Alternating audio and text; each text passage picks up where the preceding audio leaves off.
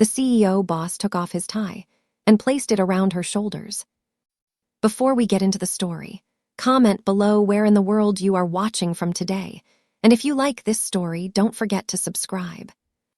The thin material of her evening gown was a useless defense against the biting wind that swept across the rooftop terrace, a cruel reminder of her husband's parting words. Marcus had left her there, his voice a low hiss of contempt that had sliced through the polite chatter of the gala, leaving a wound far deeper than the cold. He had called her a disappointment, a decorative but ultimately useless accessory to his ambition, and then he had turned his back, disappearing into the warmth and light of the ballroom to charm an investor, leaving her to shiver in the dark. Alara stared out over the glittering expanse of the city, a constellation of artificial stars that offered no warmth, feeling the familiar chill of her marriage settle deep into her bones. It was a coldness that had nothing to do with the temperature, a profound and hollow ache that had become the landscape of her life. She was a bird in a gilded cage, and tonight, her owner had reminded her just how fragile the bars truly were. She drew her arms around herself, a futile gesture of self-preservation, when a shadow detached itself from the doorway behind her. She did not startle, too lost in her own misery to register the approach until he was a silent presence beside her, blocking the wind. Alara did not need to look to know who it was. Alessio Morti. The man Marcus was so desperate to either impress or destroy, a figure who moved through the city's upper echelons with the quiet, predatory grace of a panther. His presence was a physical weight in the air, a gravity that bent the room around him. He said nothing, simply stood beside her at the balustrade, his gaze fixed on the same indifferent city lights. The silence stretched, not awkward, but filled with an unspoken understanding that felt more intimate than any conversation she had shared with her husband in years. Then he moved. With a fluid, economical motion, he reached up to his own throat. Alara watched from the corner of her eye as he unknotted the black silk tie, the fabric gleaming like a ribbon of night under the moonlight. He loosened it from his collar, and for a fleeting moment she saw the powerful column of his throat, the formal armor of the CEO momentarily undone. He did not offer it to her. He stepped closer, the subtle, clean scent of his cologne, something expensive and masculine, with notes of leather and spice, enveloping her. He gently draped the length of silk over her bare shoulders, his knuckles brushing the sensitive skin of her nape. The fabric was surprisingly warm from his body, a stark contrast to the frigid air, and the simple weight of it felt like a shield. His breath plumed in the air between them, a fleeting cloud of white in the darkness. "He should not have left you," Alessio said, his voice a low, resonant baritone that seemed to vibrate through the very stones of the terrace. It was not a question, not an opinion, but a statement of fact, delivered with an authority that left no room for argument.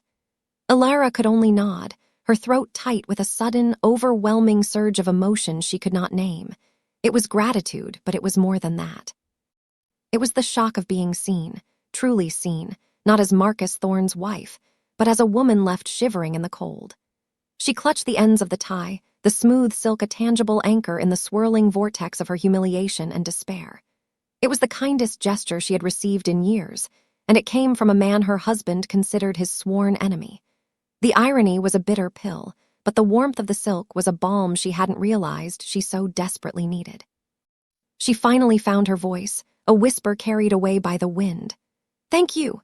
He simply inclined his head, his dark eyes holding hers for a long moment. In their depths, she saw not pity, but something else entirely, a flicker of recognition, a glint of steel that spoke of shared resilience, a silent acknowledgement of the masks they both wore. The glass doors slid open with a jarring scrape, and Marcus reappeared, his face a mask of false conviviality that shattered the moment he saw them. His eyes, small and hard, darted from Alara to Alessio, then snagged on the black tie draped around her shoulders. A dark flush crept up his neck, his affable facade crumbling to reveal the ugly, possessive foundation beneath. "What is this?" he demanded, his voice tight with suppressed rage. He took a step forward, his hand reaching for Alara's arm, but he stopped short, checked by the sheer, unmoving stillness of the man beside her. Alessio had not moved a muscle, yet the air around him had grown heavy, charged with a palpable sense of danger. "Your wife was cold," Alessio stated calmly, his gaze never leaving Marcus. The simple sentence was an indictment, a judgment, and a challenge all in one. It laid Marcus's neglect bare for what it was, a failure of his most basic duty as a husband and a man. "I don't need you to take care of my wife, Morty," Marcus spat, the name a curse on his lips. He finally grabbed Alara's arm, his fingers digging into her flesh like talons. "Take that ridiculous thing off, Alara. We're leaving." The command was absolute, the threat of his displeasure a familiar weight on her spirit. In the past, she would have complied instantly, her movements quick and placating to avoid the inevitable storm that would follow. But tonight was different. The warmth of the silk on her skin, the silent strength of the man standing beside her, had ignited a tiny, defiant ember in the frozen landscape of her soul. She looked from her husband's furious face to Alessio's calm, watchful one, and she did not move. She did not remove the tie. She simply held his gaze, and in that small, silent act of rebellion, a pact was forged, a line was drawn in the cold night air. The war for her future had just begun, and she was no longer standing on the battlefield alone. The drive home was a silent, suffocating ordeal, the tension within the confines of the luxury sedan thick enough to choke on. Marcus's fury radiated from him in palpable waves, a simmering volcano of bruised ego and proprietary rage. Alara kept her gaze fixed on the blur of city lights passing by the window, her hands still clutching the ends of Alessio Morty's silk tie, which she had only removed once they were in the elevator, away from prying eyes. The fabric was now a small, dark pool in her lap, a tangible symbol of her transgression. The moment the heavy door of their penthouse apartment clicked shut behind them, the volcano erupted. Marcus spun her around, his grip on her upper arms brutal and unforgiving. "What did you think you were doing?" he snarled, his face inches from hers, his breath sour with expensive whiskey. "Making a fool of me in front of him, in front of everyone. Do you have any idea how that looked?" Alara flinched but held his gaze, the unfamiliar courage she had found on the terrace still flickering within her. "I was cold, Marcus. You left me out there." His laugh was a harsh, ugly sound. "Cold, you are my wife. You will endure a little discomfort if it means I can close a deal. Your purpose is to look beautiful and not cause problems. Tonight, you failed spectacularly on the second count." He released her with a shove that sent her stumbling back against a console table, the corner of which dug sharply into her spine. "And that tie, his tie, you wore it like a collar. Did you enjoy being marked by him?" The days that followed were a masterclass in psychological warfare. Marcus iced her out, his silence a more potent weapon than his shouting. He moved through their opulent home like a ghost, his presence a constant, oppressive weight. He would cancel her credit cards without warning, then reinstate them with a magnanimous air, reminding her of her complete dependence on him. He criticized her clothes, her friends, her very breathing, each word a carefully aimed dart designed to dismantle her already fragile self-worth. Alara retreated into herself, the gilded cage of her marriage feeling smaller and more suffocating than ever before. But this time, something had shifted. The memory of Alessio's quiet strength, of the simple, profound warmth of his tie, was a secret she held close to her heart. It was a promise, however faint, that a different world existed beyond these walls. After a week of living on this new, more treacherous edge, she knew she could not go on. She found his business card tucked away in a drawer, a stark black card with a silver, embossed M. Alessio Morty, Chief Executive Officer, Morty Global Enterprises. It felt like holding a key. With trembling hands, she used a burner phone she had bought for cash months ago, a small act of self-preservation she had never been brave enough to use, and called the private number for his executive assistant. She gave a false name, her voice barely a whisper, and simply said she needed to return something Mr. Morty had left at the gala. An appointment was made for the following afternoon. The Morty Global Tower was a shard of smoked glass and black steel that pierced the sky, a monument to ruthless ambition. The lobby was a cathedral of marble and silence, and as Alara was escorted to the express elevator that went directly to the top floor, she felt a profound sense of stepping over a threshold from which there would be no return. Alessio's office was an exercise in controlled power. An immense slab of dark wood served as his desk, clear of all clutter save for a single laptop. One entire wall was a floor-to-ceiling window offering a godlike view of the city, the same city she had stared at from the terrace, but from this vantage point it looked small, conquerable. Alessio was standing by that window when she entered, his back to her. He turned slowly, his suit perfectly tailored, his presence filling the vast space. "Mrs. Thorne," he said, his voice as smooth and dark as the wood of his desk. He did not smile.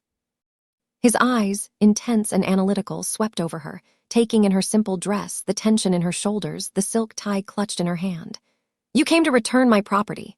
She walked forward, placing the neatly folded tie on the edge of his desk. "Yes, thank you again." The words sounded inadequate, foolish. They both knew this meeting was about more than a piece of silk. He walked around the desk, his movements deliberate, and picked it up, running the fabric through his long, capable fingers. "It suited you," he said, his gaze locking with hers. "A touch of darkness to complement your light." The compliment was so unexpected, so intimate, it sent a jolt through her. "Why did you help me, Mr. Morty?" she asked, needing to understand the motive behind the kindness. He stopped his slow packing and faced her directly, the vast cityscape a dramatic backdrop to his powerful silhouette. "Because I do not abide disrespect," he said simply. "And what Marcus did to you was disrespectful. To you, and by extension to me, as he was a guest at my event." He paused, letting the weight of his words settle. "I also know that what I saw on that terrace was not an isolated incident. I know what kind of man your husband is, Alara." The use of her first name was a deliberate shift, a closing of the distance between them. "I know about his debts. I know about the corners he cuts in his business. A man who is careless in his professional life is rarely careful in his personal one." The clinical precision of his assessment was terrifying and, in a strange way, liberating. He saw it all. He saw the truth she lived every day. "What do you want?" she whispered, the question hanging in the sterile air between them. He leaned against the front of his desk, crossing his arms over his broad chest. The posture was casual, yet it radiated immense coiled power. "I am going to destroy your husband, Alara. Not because of you, though his treatment of you has certainly expedited the timeline. I am going to dismantle his company, ruin his reputation, and take everything he has built. It is simply business." His eyes hardened. "But when a man like Marcus Thorne loses everything, he will become a cornered animal. He will lash out at the person closest to him. That will be you." He laid out the future with chilling certainty, and she knew, with a sick feeling in her stomach, that he was right. "I am offering you a way out," he continued, his voice dropping lower. "My protection. I will see to it that you are safe, that you have a life of your own, free from him. All I ask for in return is your complete loyalty. Information you might have, silence when it is needed. An unwavering allegiance. To me." It was not a proposal. It was a contract. The terms were clear, if terrifying. She would be trading one powerful man for another. But as she looked into Alessio Morty's eyes, she did not see the petty cruelty of Marcus. She saw something far more dangerous, yes, but also something grounded in a code she could not yet comprehend. It was a choice between a cage of gilded misery and a sanctuary guarded by a dragon. She took a deep breath, the sterile, air-conditioned air of the office feeling like the first clean breath she had taken in years. "I accept," she said, her voice clear and steady. Alessio's expression did not change, but she saw a flicker of something in his eyes, approval, perhaps, or the satisfaction of a king acquiring a new, valuable piece on the chessboard. The first change was subtle, a tremor in the foundation of Marcus's world that only Alara, living at its epicenter, could feel. A major construction contract he had been boasting about for weeks was abruptly awarded to a competitor, Morty Global. Marcus came home that night in a black mood, slamming doors and pouring himself a tumbler of whiskey with a shaking hand. He blamed a subordinate, the city council, bad luck, everyone but the true architect of his misfortune. Alara watched him from the kitchen doorway, a silent observer to the first crack in his empire, and felt a cold, satisfying sense of inevitability. Her role began with small, discreet tasks, tests of her nerve and allegiance. Alessio would contact her through an encrypted messaging app on her burner phone. The communications were brief, impersonal, yet they were a lifeline in the suffocating opulence of her home. "His new partner for the waterfront project. What is his name?" a message would read. Alara, feigning a wifely interest Marcus had never before received, would casually ask about his day, probing for details. She would learn the name, a private equity manager named Julian Croft, and relay it back to Alessio. A week later, she would overhear a frantic, one-sided phone call in which Marcus raged about Croft pulling his funding due to a sudden, unforeseen regulatory issue. Each piece of information she provided was a small stone removed from the base of Marcus's crumbling tower, and with each act of covert rebellion, Alara felt a piece of her own strength returning. The conversations with Alessio gradually evolved. Beyond the strategic exchange of information, a tentative, fragile intimacy began to form in the space between their typed words. He would ask if she was all right, a simple question that no one else ever bothered to ask. She learned to read the nuance in his concise messages, to sense his mood from his choice of words. One evening, after Marcus had thrown a crystal glass against the wall in a fit of rage, narrowly missing her head, she messaged Alessio, her hands trembling too much to type properly. "He is becoming more volatile." The reply was almost instantaneous. "I have a car a block from your building. It will be there every night from now on. The driver's name is Leo. If you ever feel you are in immediate danger, you walk out the door and you do not look back. Understand?" The sheer, uncomplicated certainty of his protection was a comfort so profound it brought tears to her eyes. He was a man of shadows and violence, she knew, but his darkness was a shield for her, a fortress wall between her and Marcus's petty, chaotic cruelty. He was not just tearing her husband down, he was building a sanctuary for her in the wreckage. As Marcus's professional life disintegrated, so did his control. He started drinking more heavily, his paranoia escalating. He accused Alara of having an affair, his suspicions baseless yet venomous. He checked her phone, but she was always careful, always one step ahead. The burner phone remained her secret, a hidden conduit to her protector. The strain was immense, but Alara found herself weathering it with a resilience she never knew she possessed. She was no longer just a victim of circumstance. She was an active agent in her own liberation, a soldier in a silent war. The end came more swiftly and violently than she could have imagined. Marcus had lost everything. His company was on the verge of bankruptcy, his name a pariah in the circles he had so desperately courted. He came home one afternoon, reeking of cheap liquor, his eyes bloodshot and wild with a desperate, final fury. He had found a record of her call to Alessio's office, a single line item on a phone bill he had been poring over in his desperate search for a scapegoat. The flimsy pretext of returning a tie was meaningless to him now. He saw only the ultimate betrayal. "You," he hissed, backing her into the living room, his face a contorted mask of rage. "It was you, all of it. You went to him. You told him things, my own wife." He lunged for her, and this time there was no pretense of control, no psychological torment, only raw, unrestrained violence. His hand connected with her cheek, the force of the blow sending a starburst of pain across her vision and knocking her to the floor. Before he could strike again, as he loomed over her, his face a mask of primal fury, the front door of the penthouse splintered inward, torn from its hinges with a deafening crack. Two men, both dressed in dark, impeccable suits, moved through the doorway with a speed and efficiency that was terrifying. Leo, the man whose name she had memorized from Alessio's text, was in the lead.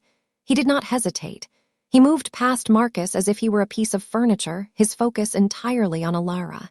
He knelt, his voice calm and steady amidst the chaos. "Ma'am, we're here to take you home." The other man dealt with Marcus, subduing him with a single, brutal movement that left him gasping on the floor.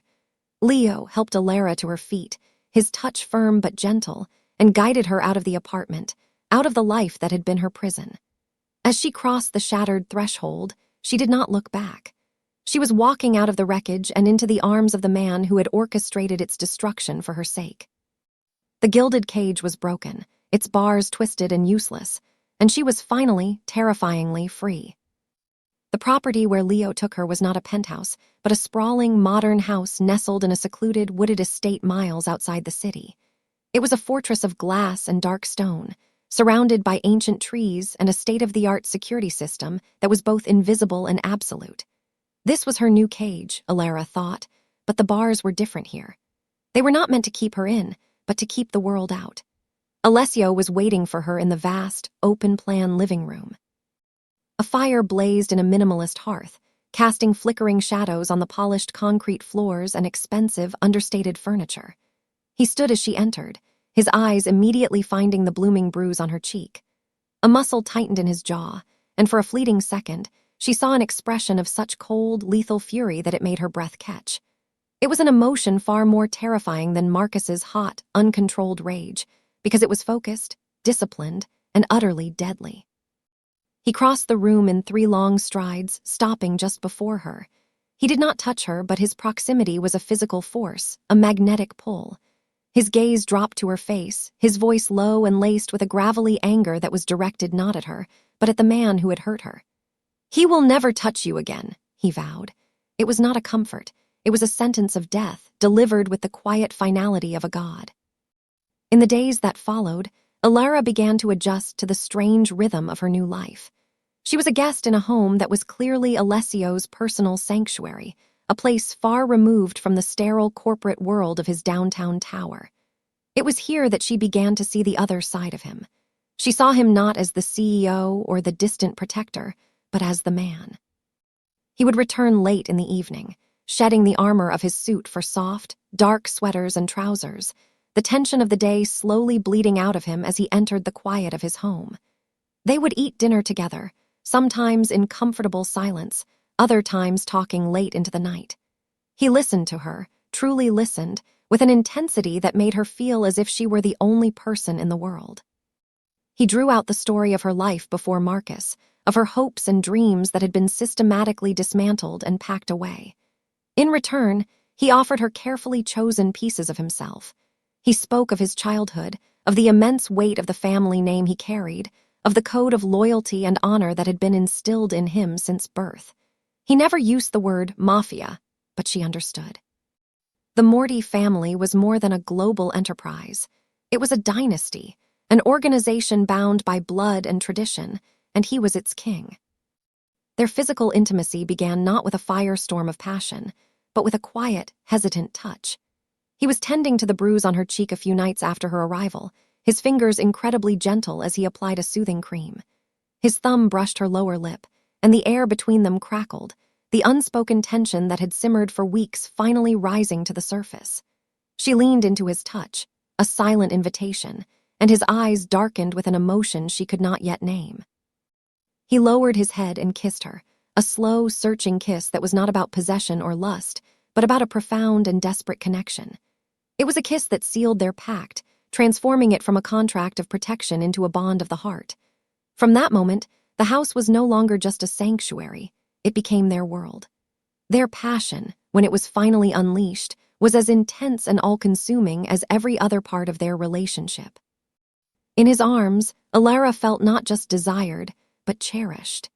He was a possessive lover, his touch a brand that marked her as his, but it was a possession born of a fierce need to protect, to erase the memory of every careless, cruel touch she had ever known. But the world outside the fortress walls had not forgotten them. Marcus, stripped of his wealth and status, was a ghost haunting the edges of their new life. He was a specter of her past, and he was becoming more unhinged. There were reports from Alessio's security team. Marcus had been seen driving past the estate's entrance, had tried to bribe a former employee for information, had left rambling, threatening voicemails on the phones of her old friends. He was a loose thread, a dangerously unpredictable element in Alessio's meticulously controlled world. One evening, as Alara was reading by the fire while Alessio took a call in his study, she saw a flicker of movement through the floor-to-ceiling glass walls that overlooked the grounds. It was a man, a hunched figure moving through the trees at the edge of the manicured lawn. Her blood ran cold. She knew, with a certainty that defied logic, that it was Marcus. She stood up, her heart hammering against her ribs just as Alessio re-entered the room, his face grim. He had seen it too, on the security monitors. "Stay here," he commanded, his voice devoid of all warmth, replaced by the chillingly calm tone of a commander on a battlefield. Before she could protest, he was gone, moving out a side door with Leo and another man, all 3 of them melting into the shadows with a practiced, silent deadliness. Alara was left alone in the vast, silent house, staring out into the darkness where the man she loved had gone to confront the monster from her past. For the first time, the price of her sanctuary became terrifyingly clear. It was a price that would be paid in violence, a debt settled in the shadows of the world she had chosen. The silence that descended upon the house after Alessio and his men disappeared into the night was a living entity, a heavy, suffocating blanket of dread. Elara stood frozen by the window, her hands pressed against the cold glass, her eyes straining to pierce the inky blackness that had swallowed them whole. Every rustle of leaves, every distant cry of a night bird, sounded like a gunshot. She was caught in the terrifying space between her brutal past and her uncertain future, and for a moment, a wave of doubt so powerful it nearly buckled her knees washed over her. She had fled a life of quiet misery only to find herself on the precipice of overt violence. Was this her fate, to be forever defined by the dangerous men who claimed her? The thought was a bitter poison, but it was quickly followed by another, clearer and stronger than the fear. She thought of Alessio's hands, so gentle on her bruised skin. She thought of his eyes, which saw not a broken accessory but a woman of strength. He was not Marcus. Marcus's violence was the pathetic lashing out of a weak man. Alessio's was the focused, controlled power of a king protecting his domain, and she had realized with a startling clarity, was now the heart of that domain. An hour stretched into an eternity. She paced the length of the living room, the crackling fire offering no comfort against the chill that had settled deep in her soul. Finally, she heard the soft click of a door. Alessio stepped back into the room alone. His dark sweater was rumpled, and there was a faint smudge of dirt on his jaw, but his face was an unreadable mask of calm. He moved to the small bar in the corner and poured 2 glasses of amber liquid, his hands perfectly steady. He walked over to her, handing her one of the glasses. His eyes met hers, and in their depths she saw the grim resolution of a man who had done what was necessary. "It's over," he said, his voice quiet but absolute. "He will not bother you again. He will not bother anyone again." She did not need to ask for the details. The finality in his tone told her everything. Marcus Thorne had been erased, a problem solved with the brutal efficiency that had built the Morty Empire. He was a ghost now, not just to her, but to the world. A profound wave of relief washed over her, so potent it left her lightheaded. It was followed by a sobering sense of acceptance. This was the man she loved. This darkness, this capacity for swift and final justice, was part of him, as inextricable as his honor and his unexpected tenderness. To love him was to love all of him. She took a sip of the brandy, the fiery liquid a welcome shock to her system. She looked up at him, her gaze unwavering. "Thank you," she whispered, and the words held a universe of meaning. It was not just thanks for dispatching a threat. It was thanks for seeing her, for freeing her, for choosing her. He reached out and cupped her jaw, his thumbs stroking the place where Marcus's last act of violence had left its mark, a bruise that was now beginning to fade into a pale yellow shadow. "No one," he said, his voice a low, fierce growl, "will ever lay a hand on what is mine. You are mine, Elara, not as a possession to be owned, but as the other half of my soul. To threaten you is to declare war on me, and it is a war no one will ever win." In his words, she did not hear the suffocating ownership of Marcus's jealousy, but a vow of absolute, eternal protection. It was the promise of a fortress, not a cage. She leaned into his touch, her body finally relaxing, the last vestiges of fear dissolving in the heat of his presence. She had made her choice, not in his office that day, but here now in the silent aftermath of violence. She chose this life. She chose this man. Weeks later, they stood on a different balcony, this one attached to their bedroom, overlooking the sprawling, darkened grounds of the estate. The moon was a silver crescent in the sky, the air crisp and clean. The city, a distant, hazy glow on the horizon, no longer felt like a symbol of her isolation, but merely a part of the world they commanded. Elara leaned back against Alessio's chest, his arms wrapped securely around her waist. He was not wearing a tie, but a soft cashmere coat, and he had draped a portion of it around her shoulders to shield her from the evening chill. The gesture was familiar, an echo of that first night on the terrace, but this time it was not a temporary loan of silk, but a permanent sharing of warmth of life. "Do you regret any of it?" he asked quietly, his chin resting on the top of her head. "The world you left behind, the one you have entered." She thought of the endless, sterile parties, of Marcus's petty cruelties, of the hollow woman she had been, shrinking herself day by day to fit into a life that was slowly killing her. Then she thought of the fierce loyalty she had seen in the eyes of Alessio's men, of the profound safety she felt in his arms, of the exhilarating, terrifying, and deeply passionate love that had brought her back to life. I have never felt more free, she answered, her voice full of a conviction she had never known before. He tightened his hold, pressing a kiss to her temple. They stood in silence for a long time, watching the moon. They were a king and queen in their fortress, their reign forged in secrets and sealed in loyalty. The CEO had taken off his tie and placed it around her shoulders, and in that one simple, profound act, he had not just offered her warmth, but had crowned her, claiming her for a new dynasty built not on corporate power, but on a love that was as dark, as deep, and as unshakable as the foundations of his empire. 2 years had passed, and the seasons had turned the world outside their fortress walls from green to gold, from white to green again, marking the passage of time in a rhythm that felt both impossibly swift and blessedly slow. The memory of the woman who had shivered on a cold terrace, a decorative accessory waiting for her husband's cruel whims, now felt like a story Alara had read.